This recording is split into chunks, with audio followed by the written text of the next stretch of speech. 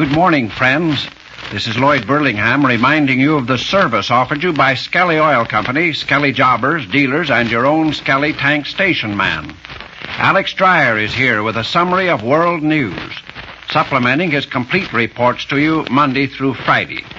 I want to talk on the perils of prosperity, and we'll bring you the story of this week's winner of the Skelly Agricultural Achievement Award. Now, Alex Dreyer.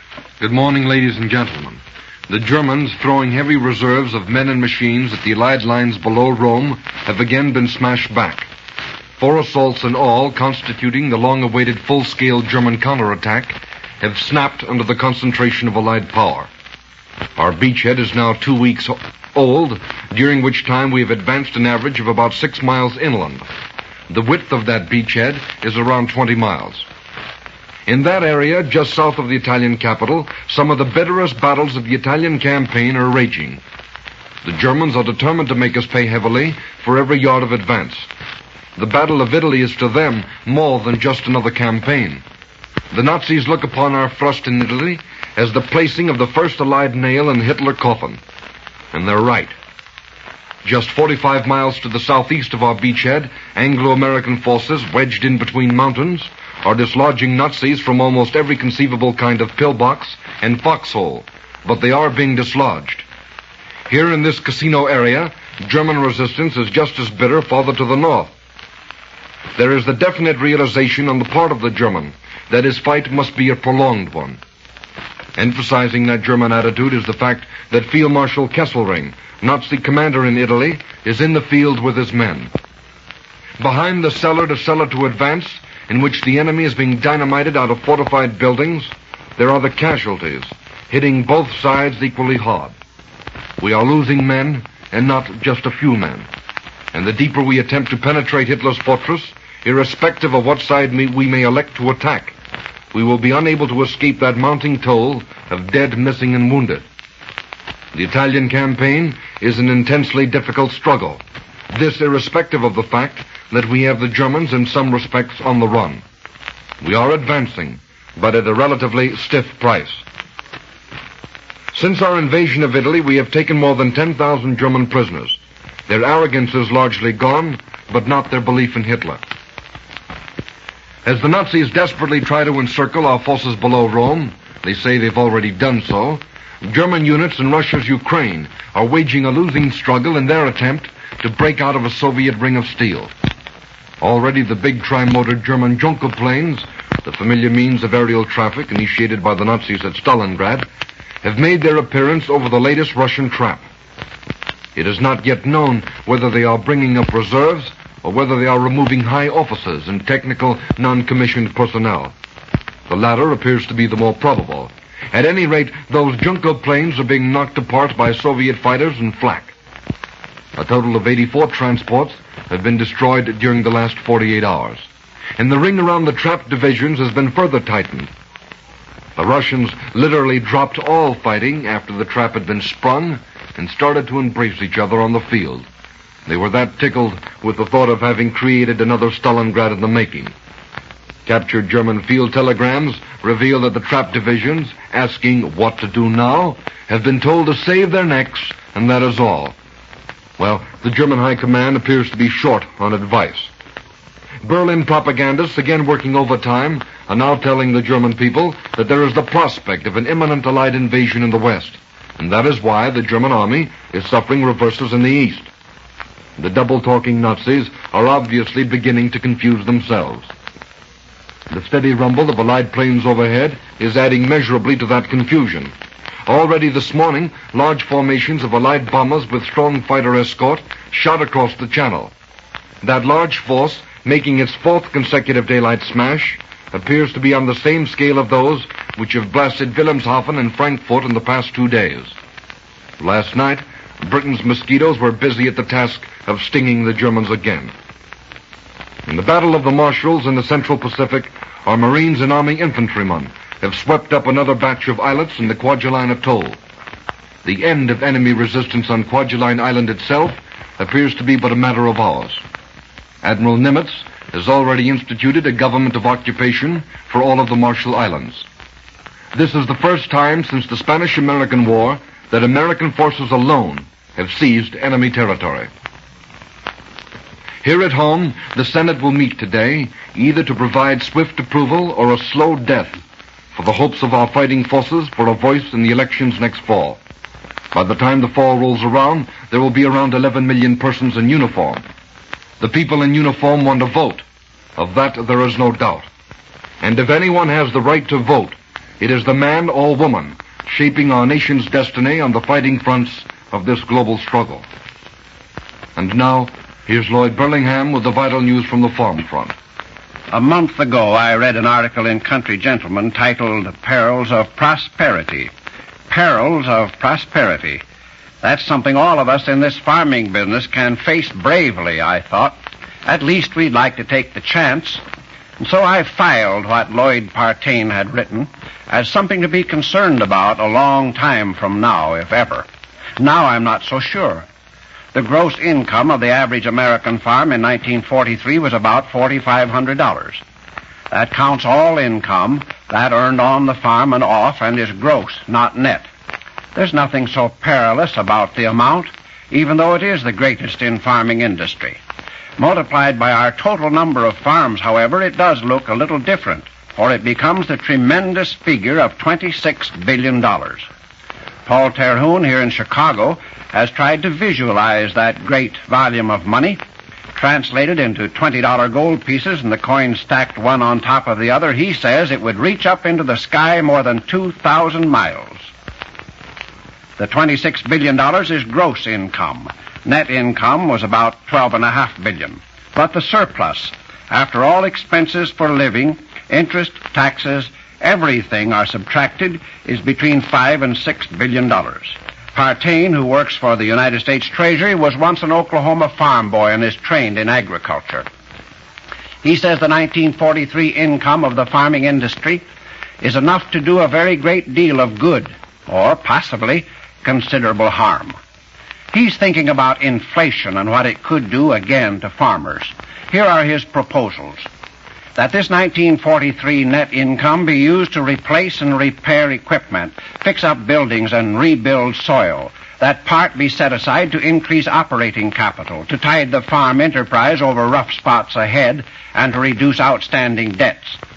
Partain proposes that, so far as it can be managed, this is the time to afford conveniences and improvements for the farm home, also to get set for such future expenses as doctor and hospital bills and college training for the children. He recommends insurance and urges buying war loan bonds. One of the chief perils of our current farm prosperity, as seen by the writer, and 1 million farmers will agree with him promptly, is that of buying land at too high a price. The article ends there, and it leaves the question, shall I buy a farm now or add to the acres I already own, with an answer which is a question. Before you put money in land, he suggests you figure out the answer to this one. Will this land make good for me when prices on farms are 50% of what they are today? Well, I still prefer the perils of a 1943 net income on farms of $12.5 billion to those of another kind which flooded farm homes when net income was down to $2 billion. But I'm glad to have gone back to Partain's very useful warnings. It is important that we prove ourselves as capable economists in times of prosperity, as we have in the past when the going was tough. Well, Lloyd, I think I could face the perils of prosperity and be pretty brave about it. But I've seen the aftermath of such inflation as America's never known. I'm no farm expert, but booming land prices bringing on inflation in agriculture could do a great deal of harm. One of Lloyd Partain's suggestions fits right in with the need to take special care of farm motors and equipment, buying replacement and repairs where necessary and where possible, and keeping every machine, new and old, in the best possible condition. That's a good investment of money in any kind of times. This season, there's special advantage to you in using the service offered you by your Skelly tank station man or Skelly jobber. See him for high-quality Skelly gasoline, tractor fuels, kerosene, and fortified Tagaline heavy-duty motor oils and greases. Skelly Lubrication conserves motors. Your Skell gas dealer has bottled gas in steel cylinders for cooking heating water and refrigeration beyond the gas mains. Well more than a century ago, a pioneer set his plow in the virgin Hawkeye soil at Iowa City and headed his yoke of oxen north and east toward the Mississippi. His furrow set the course for the old military road angling across the gently rolling prairies to Dubuque. Near where the oxen crossed the Cedar River, a stagecoach stop known as St. Mary's was set up. The traffic flowing along the road these very many years has not changed more in the shift from oxen to today's cars and trucks than as the stagecoach stop became famous as Wayside Farm. Fine shorthorn cattle were bred there. Always a stock farm, you'll find it easiest now by asking in Mount Vernon. That isn't the name, not officially. Milo Walrab is too modest for that. When he does so dignify the 271 acres he rents, the name will likely be Chapel View Farm. For from an east window, you can look across to the old chapel building of Cornell College in Mount Vernon. Milo and Mary Walrab are partners in maintaining the proudest traditions of old St. Mary's. Their helpers are Joan, 10, Mike, 6, and Vincent, 4. Starting from scratch, the Walrabs have built up a substantial farm business so that now, with no other help than 19-year-old George Cadlick, they produce great quantities of food, serve their community well, and do a fine job of living. Crops in 1943 included 90 acres of corn to be stepped up to 170 this year, 15 acres of soybeans, 50 this year, 15 of oats, and 30 of hay. 150 hogs marketed totaled 18 tons of pork. 400 hens provided over 4,500 dozen eggs, and 600 birds were sold. 150 head of beef cattle are fed annually. That calls for a lot of work. And Mary Walrab keeps her house, cares for the 3 youngsters, drives the tractor in rush times, hauls feed with the truck, and keeps the records on the excellent herds of purebred Berkshires and Angus.